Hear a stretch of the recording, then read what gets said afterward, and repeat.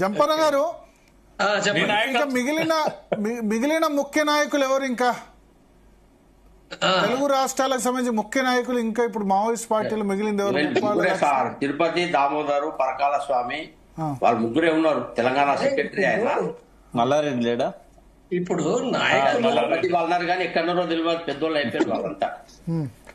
ఇప్పుడు ఒకటేంటంటే, సరే ఇడుమ అనేది ఒక ప్రచారంలోకి సంవత్సరం కాలం నుంచి ఎక్కువ వచ్చిండు యాక్షన్స్ మూలంగా. యాక్చువల్ గా పార్టీ లోపట ఇడుమా కంటే సీనియర్ లీడర్స్ ఇంకా అంటే చనిపోగా లేదా సరెండర్ గా కూడా మిగిలిన వాళ్ళు ఉన్నారు. ఇంకా చాలా మంది సీనియర్ కామ్రేడ్స్, గణపతి అయినా, మల్లారాజు రెడ్డి, గణేష్, రామ్దేరు, సాగరు, జనార్దన్ జీ, వీళ్ళంతా పాత వాళ్ళు. ఇంకా కొంతమంది కొత్త వాళ్ళు కూడా సీసీలో ఉన్నారు.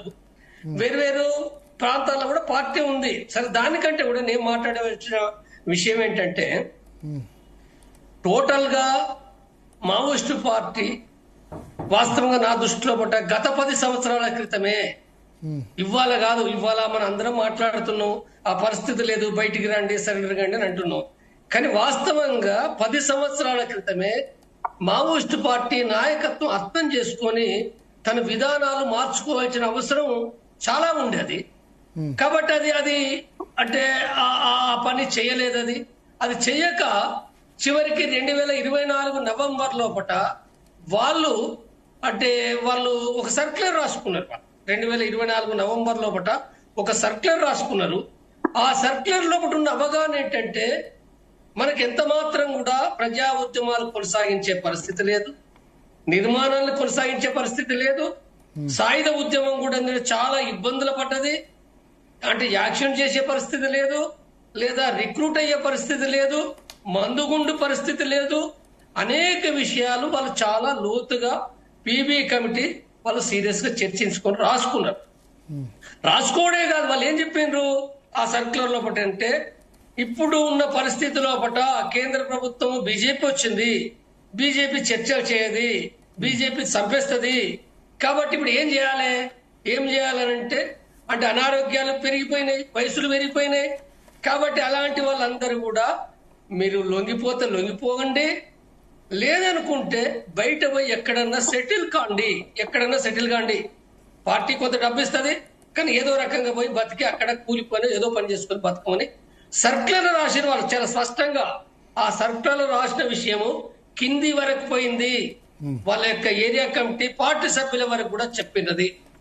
దాని ఫలితమే ఏంటంటే, సత్యనారాయణ రెడ్డి, రామచంద్రారెడ్డి, ఇద్దరు సీసీ మెంబర్లు వాళ్ళు పోయి బయట ఉన్న రాయపూర్లో, బిలాస్పూర్లో వాళ్ళు అక్కడున్నప్పుడు పోలీసులకు ఇంటెలిజెన్స్ వాళ్ళకి దొరికింది. మరి వాళ్ళు మొత్తం అంతా ఒక్క బీజేపీ కాదు, కాంగ్రెస్ అయినా బీజేపీ అయినా దొరికిన అందరినీ చంపింది. ఎక్కడే వదిలిపెట్టలే. వీళ్ళొక్క తప్పటడుగు అంటే సెటిల్ కమ్మనుడే తప్పటడుగు. సరెండర్ కమ్మన్నారు. సరెండర్ కమ్మనంటే వ్యక్తులు అవుతారు సరెండరు. సాయుధ పోరాట విరమణ చెప్పలే గాని సరెండర్ కమ్మన్నారు. కొంతమంది సరెండర్ అయినరు. ఒక చంద్రన్న కాదు, ప్రకాష్ గారు దానికంటే ముందు నుంచి అవుతారు, చాలా మంది అవుతారు.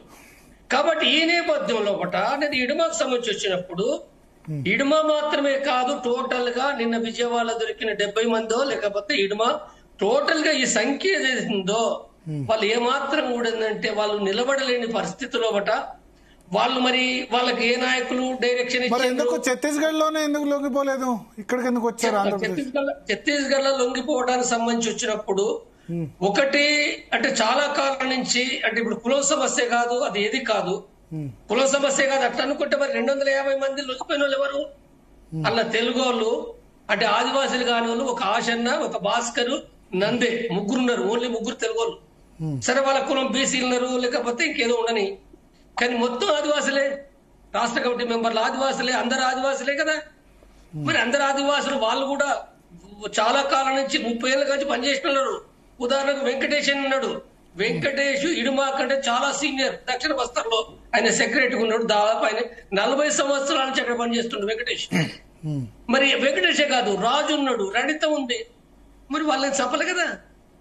ఆదివాసులు కాబట్టి చంపుతారు, ఈ కులం చంపుతారు అన్నట్టు ఇది ఎట్లా? మరి సోరుతోటి కూడా అయిన వాళ్ళందరూ కూడా మరి అందరూ ఆదివాసులే. ఇది చాలా తప్పుడు సిద్ధాంతం. ఇది ఈ కులం ప్రకారంగా మాట్లాడి చాలా తప్పుడు సిద్ధాంతం. రెండో విషయం, ఎందుకు చంపినానంటే ఎందుకు చంపాల్సి వచ్చింది ఫస్ట్ మనం ఇక్కడ అర్థం చేసుకోవాల్సింది. ఇక్కడ మొత్తంగా అందరినీ పట్టుకున్నారు. అందరినీ ఎట్లా పట్టుకున్నారు? 10 రోజుల క్రితం, ఇవాళ కాదు, గత 10 రోజుల క్రితమే వీళ్ళ రిపోర్ట్స్ అన్ని ఛత్తీస్గఢ్ ఇంటెలిజెన్సీ, కేంద్ర ఇంటెలిజెన్సీ, ఆంధ్ర ఇంటెలిజెన్సీ, తెలంగాణ వాళ్ళకు కూడా తెలుసు ఈ విషయం. ఎట్లా తెలుసు అంటే నేను చెప్తున్నానంటే ఛత్తీస్గఢ్ నుంచి వీళ్ళు ఎట్లా పోవాలి? గొల్లపల్లి నుంచి పోవాలి, భద్రాచలం చెర్ల మధ్య నుంచి పోవాలి. పోయేటప్పుడు మరి ఇడుమా పోతున్నప్పుడు ఊరోళ్ళు కలుస్తారు కదా, అన్ని గూడాలే ఉన్నాయి, అడవిలో కలుస్తారు, ఊర్లో కలుస్తారు. వాళ్ళు ఏ రహస్యాలు చాలా కష్టం అది. వాళ్ళు పోయేటప్పుడు కూడా చాలా మందికి తెలుసు. మరి వీళ్ళు ఎవరితో పోయినరు? మనకి ఇప్పుడు ఆ విజయవాడలో షెల్టర్ గమనించినప్పుడు మనకి ఏమర్థం అవుతుందనంటే అసలు ఆ బిల్డింగ్ లో పోయి వీళ్ళకి పట్టణం తెలియదు, బస్సు తెలియదు, రైలు తెలియదు, నున్నోళ్ళకు ఇలా ఎవరికేం తెలియదు. మరి ఏం తెలియకుండా పోయినరు? ముందే ఇది ఒక ట్రాప్. ఇది ఇంటెలిజెన్స్ యొక్క ట్రాప్ ఏందనంటే మొదటి నుంచి నువ్వు ఏదన్నా కానీ ఇంటెలిజెన్స్ ట్రాప్ ఉంటది. వాళ్ళ చుట్టూ మావోయిస్ట్ పార్టీ చుట్టూతో ఇన్ఫార్మర్లు ఉన్నారు. వాళ్ళకి తిండి తీసుకుపోయే కాడ, మందులు తెచ్చే కాడ, ఇంకా ఈ పట్టాలు తీసుకుపోయే కాడ ఇన్ఫార్మర్లే. కాబట్టి ఇది నేపథ్యము. ఈ నేపథ్యంలో వాళ్ళందరూ అరెస్ట్ అయినారు. వాళ్ళు మొత్తం అరెస్ట్ చేసారు. అరెస్ట్ చేసినప్పుడు ఇడుమా అనేది ఉందో ఆయన టార్గెట్ చాలా యాక్షన్లు చేసిండని ఉంది. పోలీస్ అధికారులకు కూడా చాలా కోపం, అందరికంటే ఎక్కువ ఇడుమా పైన చాలా కోపం ఉంది. వాళ్ళు బహిరంగం కూడా చెప్పారు, ఇడుమను సరెండర్ చేసుకోమని చెప్పి కూడా బహిరంగం కూడా చెప్పిండ్రు. కాబట్టి ఇక్కడ అంటే ప్రభుత్వ విధానం అనేది ఉంటది. ప్రభుత్వ విధానం మరి సోను పొలిట్ బ్యూరో మెంబర్ కదా. అసలు యాక్చువల్ గా ఇడుమా కంటే ఎక్కువగా మరి సోను ప్రమాదం, లేదా ఆసన ప్రధానం, లేకపోతే జంపన ప్రధానం. అంటే విధానకర్తలు వదిలిపెట్టి ఇడుమా ఎప్పుడు వచ్చిండు? 20 సంవత్సరాల కింద వచ్చిండు. ఒక ఇడుమానే యాక్షన్ చేసిండా? పార్టీ లోపల దక్షిణ బస్తలు చేసిండు ఆయనే. మరి ఉత్తర బస్తర్ లెవెల్ చేసారు, ఒరిస్సా లెవెల్ చేసారు, జార్ఖండ్ లెవెల్ చేసారు, తెలంగాణ లెవెల్ చేసారు, బీహార్ లెవెల్ చేసారు. ఇడుమా కంటే ముందు ఎంతో మంది చేసిన ఉన్నారు కదా.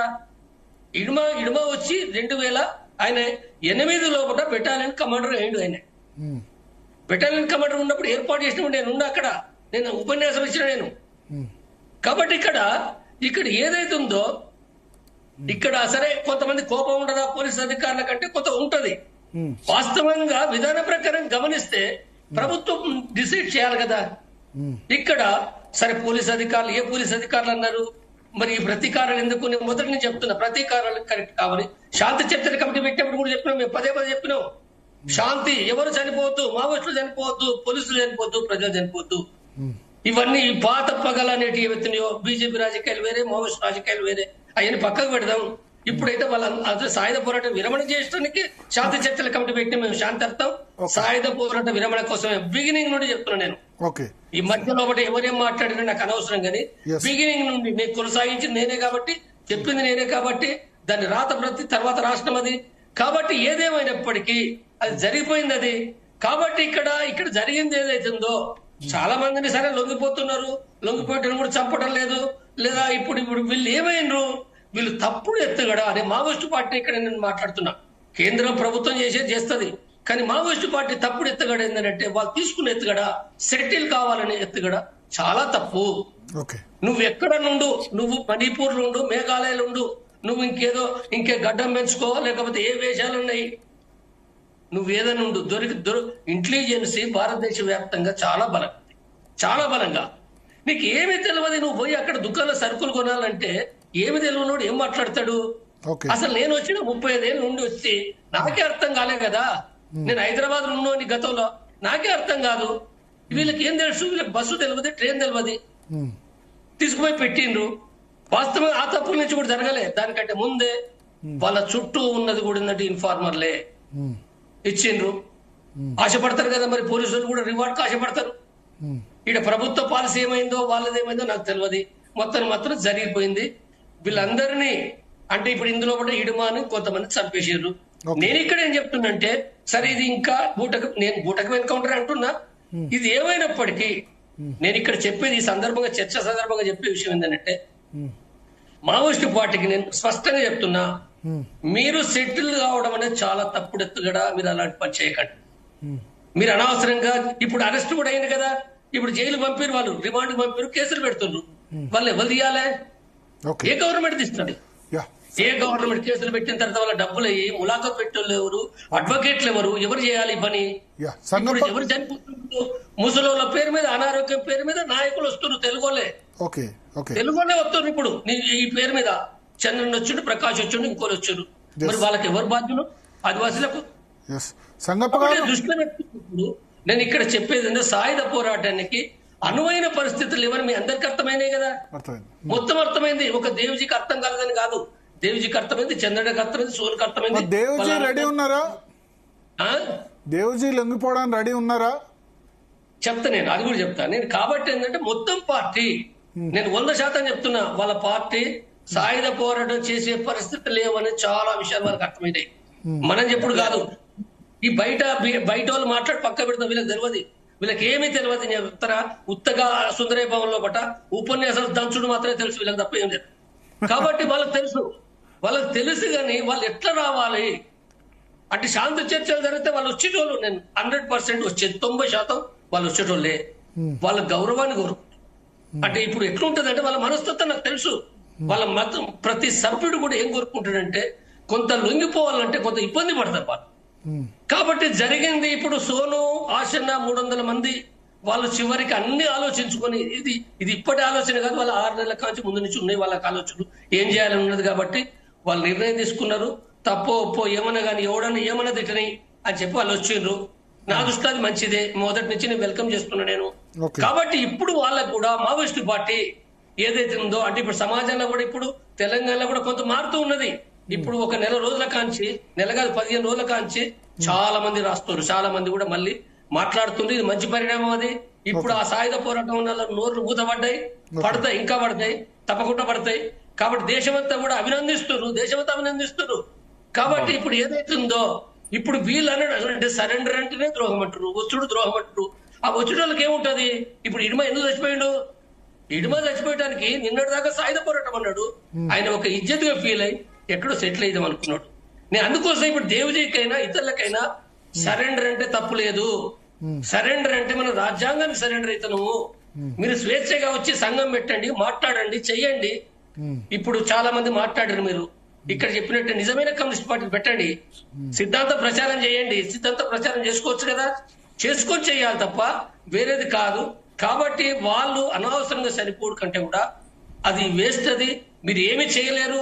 ఆడుండి కూడా గుట్టలలో ఉండి ఆ తిండి తెచ్చుకొని తినడానికి తప్ప ఆఖరికి నిరంతరం సెంట్రీలు పెట్టుకొని, అందరు సెంట్రీలు పెట్టుకొని ఎప్పుడు చనిపోతామో ఎప్పుడు ఎన్నుకుంటారు బిక్కుమని బతుకులు తప్ప ఎక్కడ లేదు.